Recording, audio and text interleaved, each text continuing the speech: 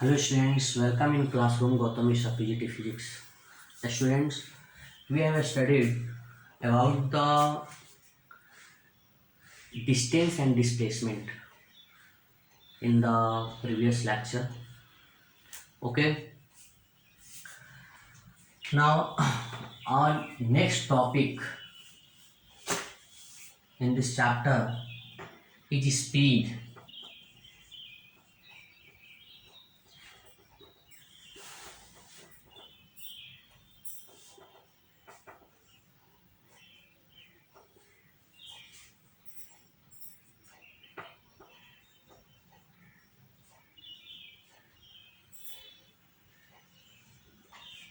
Okay, what is speed? Then we can define speed, distance traveled by the object per second. Distance traveled by the object per second. Upon time. Okay, और या ऐसे भी हम लोग कर सकते हैं कि the rate of change of distance with respect to time of an object is called speed. ऐसे भी कर सकते हैं, मीन्स स्पीड। तो इजी फॉर्म में हम लोग डिफाइन करते हैं इसको, distance per unit time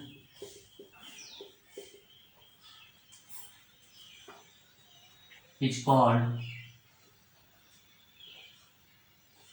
speed. Okay, it is denoted by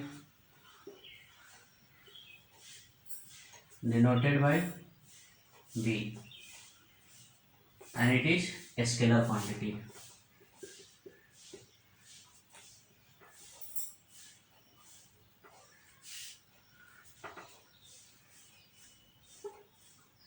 scalar quantity, ठीक है।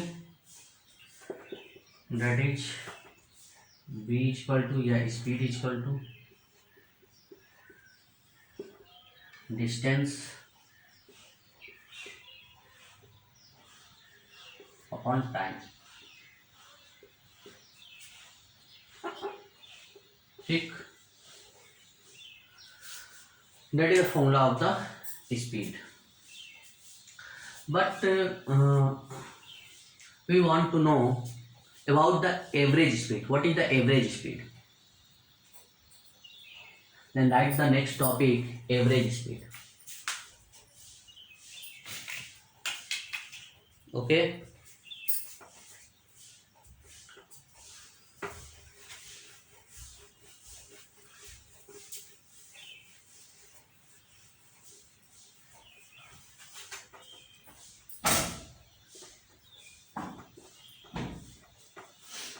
एवरेज स्पीड,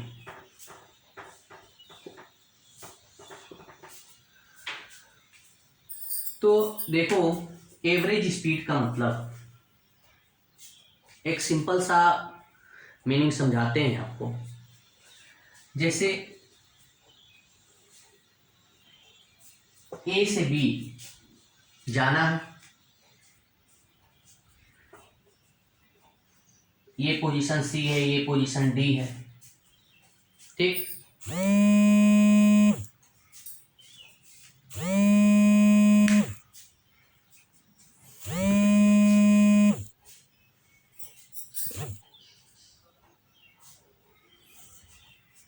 ये पोजीशन ए है, ये पोजीशन बी है, सी एंड डी, ठीक।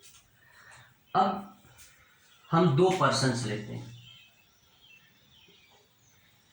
X and another person Y, दोनों अपने अपनी कार से चलते हैं,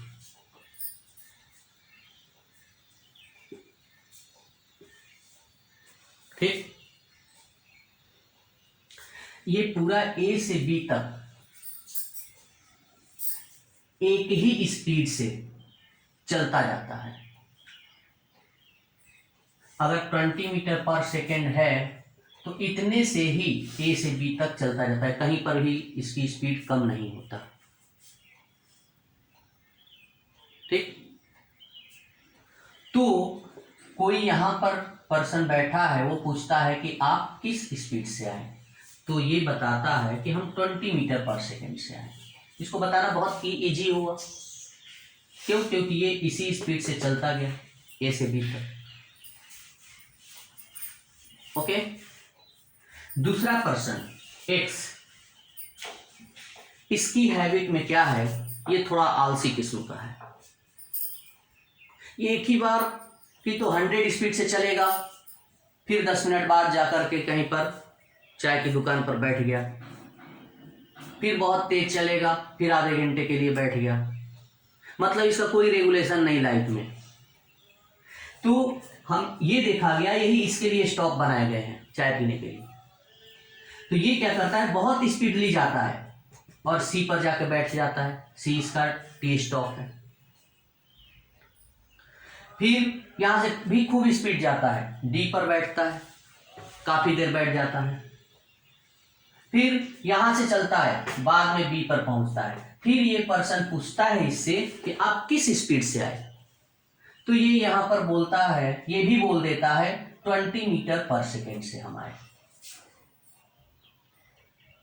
ठीक, 20 मीटर पर सेकेंड से आए। इसका मतलब यह है कि ये दोनों अगर यहां से सेम टाइम पर चलना स्टार्ट किए तो सेम टाइम पर यहां पर पहुंच गए। भाई दोनों का देखो, ये भी 20 मीटर पर सेकेंड से, ये भी 20 मीटर पर सेकेंड से।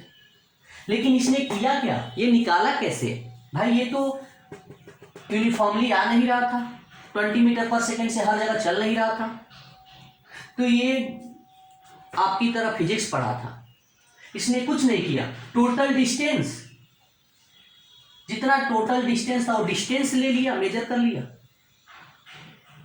और बस जितना टाइम लगा उससे डिवाइड कर दिया, तो देखा अरे 20 मीटर पर सेकेंड आया। यानी कि हम आराम भी किए, रेस्ट कर भी लिए और आराम से उतने टाइम में पहुंच भी गए।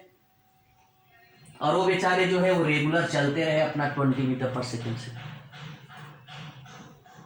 तो यहां पर एवरेज स्पीड का यही बेनिफिट है कि हम वेरिएबल स्पीड से अगर चल रहे हैं तब भी हमें पता चल जाएगा कि उसका एक कांस्टेंट वैल्यू क्या होनी चाहिए, और वही कांस्टेंट वैल्यू जो निकालते हैं उसी को एवरेज वैल्यू कहते हैं, which depends on total distance and total time taken by the object, कितना टाइम उसने लिया। आगे समझ में? यानी कहने का मतलब है overall average speed is defined as the ratio of total distance travel by the object to the total time taken by the object for that displacement, for that distance. Okay, means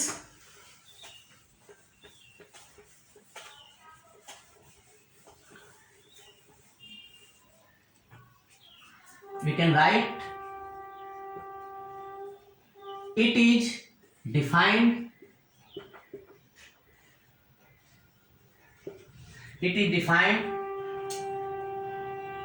as the ratio of total distance travel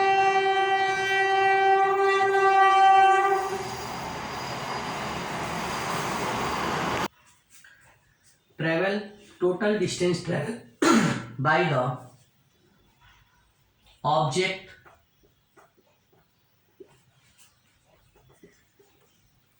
to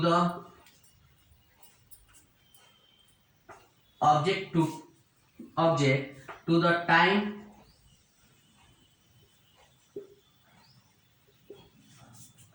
taken by it.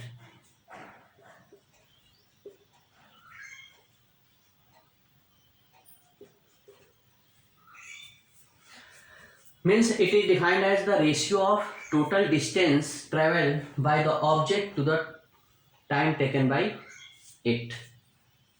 आगे समझ में, यानी कि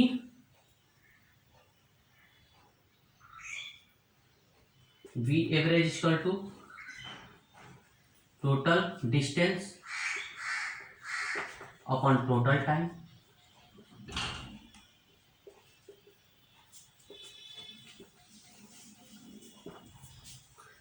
means we can write V average is equal to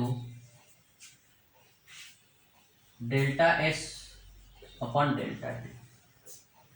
Delta is S upon delta T, which represent average value.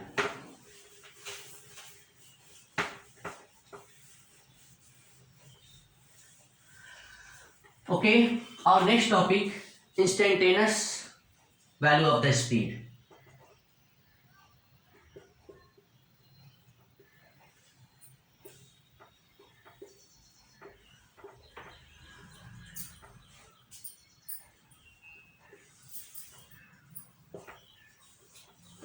Okay,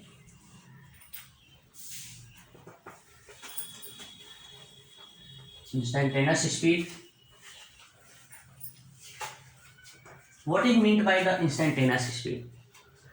देखो, यानी कि the speed of an object at particular time is called instantaneous speed. At particular time, what is meant by the particular time? If आप लोग bike से घूम रहे हैं तो बाइक पर देखना आजकल तो मतलब इलेक्ट्रॉनिक्स मीटर लग गए हैं, यानी कि उसमें निडल नहीं होता, डिजिटल होता है वो, ठीक है। लेकिन वो भी हर बाइक में अभी भी नहीं है, ठीक है। आपके पास हो सकता है बाइक हो, आप लोग देखे हों, तो उसमें क्या होता है कि उसमें निडल, यानी कि ये 40 की स्पीड है तो निडल ऐसे हो गया तो हम जान गए कि 40 की स्पीड में बाइक चल रही है, ठीक। लेकिन इसमें आप देखते होंगे लीस्ट काउंट स्पेस दिया रहता है, ये ठीक। आपने कभी ध्यान नहीं दिया, मान लीजिए आप किसी से बात कर रहे हो, उससे आपके पापा का ही फोन आ गया, बहुत ही आपके लिए कंसर्न है कि भाई बाइक तेज नहीं चलाना है, ठीक है। तो उन्होंने फोन कर दिया, यहाँ तुम्हारा बाइक कितने के स्पीड से चल रही है, तो आपने बताया नहीं बस बहुत धीमे 40 किलोमीटर पर आवर से ही चल रहे हैं हम, 40 किलोमीटर पर आवर से, ज्यादा स्पीड नहीं है हमारी बाइक की। आपने एग्जैक्ट 40 किलोमीटर पर आवर तो बता दिया, ठीक। लेकिन फिर आपने ध्यान से देखा तो ये निडल एकदम कॉन्स्टेंटली यहां पर नहीं रहती, ये बहुत ही माइनर सेकेंड के लिए ऐसे ऐसे होती रहती है, ये वेरिंग तो होता नहीं है, तो ये वेरिएशन होता रहता है। शायद वो टाइम हम लोग रीड भी ना कर पाए, इतना छोटा टाइम होता है, इसीलिए उस टाइम को delta T tend to zero बोलते हैं। उस टाइम को हम लोग क्या बोलते हैं? Delta T tend to zero, यानी कि it is very closer to the zero, ठीक है। तो इस टाइम पर जो हम लोग स्पीड रीड करते हैं, जो काउंटेबल भी नहीं हो सकता शायद, उसको हम लोग क्या बोलेंगे? इंस्टेंटेनियस वैल्यू ऑफ स्पीड, यानी कि जो बहुत ही माइनर सेकंड के लिए अगर यहां पर आ गए यहां पर आ गए, शायद हम मतलब जनरली ओपन आइज से हम लोग रीड ना कर सकें, क्योंकि माइनर सेकंड के लिए ऐसे ऐसे होता रहता है, स्लाइड होता रहता है। तो उस माइनर सेकंड पर जो हम लोग एग्जैक्ट वैल्यू वो होती है, that is the exact value. Instantaneous value means that is the exact value, थोड़ा भी वेरिएशन ना हो, ठीक है। तो वो टाइम कितना लिया जाता है? Delta T tend to zero, और इसीलिए उसको कहा जाता है क्या? Speed at the particular time, that is the particular time, ठीक। तो instantaneous speed means the speed of an object at the particular time is called instantaneous speed. ठीक,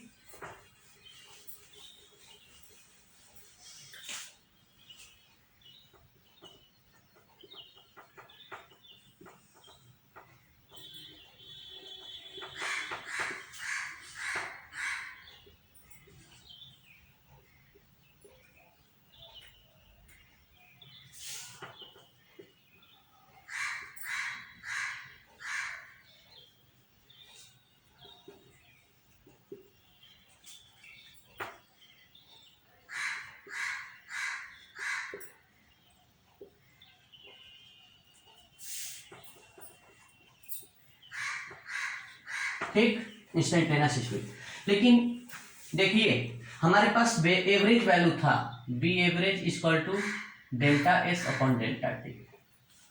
ठीक, लेकिन ये एवरेज नहीं, इंस्टेंटेनियस स्पीड यानी कि बहुत छोटे डिस्प्लेसमेंट के लिए, बहुत छोटा टाइम इंटरवल के लिए हमें चाहिए। तो देखो कोई भी छोटा हो या बहुत बड़ा हो तो उसके लिए लिमिट की जरूरत पड़ती है। कि हम लोग कहते हैं ना, छोटा तो कितना छोटा या बहुत बड़ा तो कितना बड़ा, तो डेट इज द लिमिट।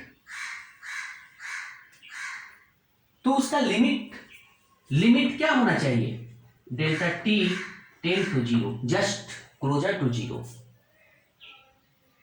ठीक, तो इस एवरेज वैल्यू के दोनों तरफ भी हम लोग क्या कर लेंगे, लिमिट ले लेंगे। यानी कि यहां पर लिखेंगे for delta T tend to zero and since V average is equal to delta S upon delta T, then take limit delta T tend to zero both side। ये लिमिट ही उस इंस्टेंटेनियस वैल्यू को represent करेगा। Limit, ये limit delta T tend to zero क्या represent कर रहा है, बहुत ही छोटे टाइम के लिए V average equal to limit delta S upon delta T, instantaneous value बन जाएगा। और ये पूरा D S upon T P बन जाएगा। हम जानते हैं डी एस का एलिमेंटल पार्ट, इसका एलिमेंटल पार्ट। अगर छोटे सी चीज हम बता रहे हैं, आपके घर में आप सलाद खाते होंगे खीरे का, कुकुम्बर आपके घर में होगा, सभी घर में आता होगा। उसका कुछ एक पार्टिकुलर लेंथ मान लीजिए एल, उसका स्लाइस आप लोग काटते होंगे सलाद के लिए, स्लाइस लिया यानी कि its thickness is very thin in the comparison of total length। तो उस थिकनेस को हम लोग क्या करेंगे, dl लिख सकते हैं। dl means that is the elemental part of the total length। dl means that is the elemental part of the total length। वैसे ही ds means that is the elemental part, बहुत छोटा डिस्प्लेसमेंट इन छोटे time interval में। आगे समझ में, तो इसलिए इसको instantaneous value of the speed के नाम से जानते हैं। ओके स्टूडेंट्स, इसको आप लोग पूरा कंप्लीट कर लीजिए, फिर नेक्स्ट वीडियो में हम लोग वेलोसिटी पढ़ेंगे। ओके।